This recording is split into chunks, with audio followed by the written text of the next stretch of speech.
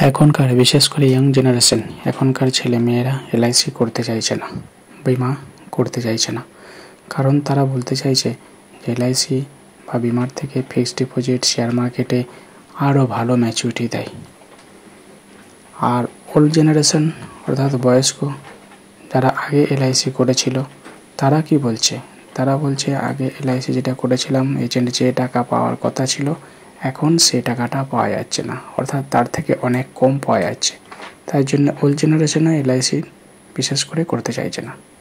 কিন্তু এই দুই জেনারেশন কখন এক হয় জানেন?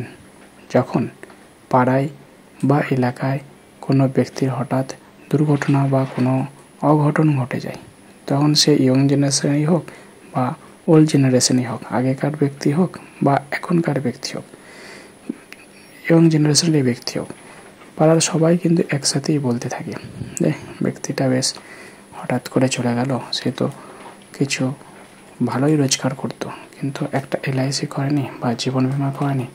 এটা কিন্তু প্রত্যেকের মুখে শোনা যায় বা আমি এলআইসির এজেন্ট হিসাবে শুনতে পাই।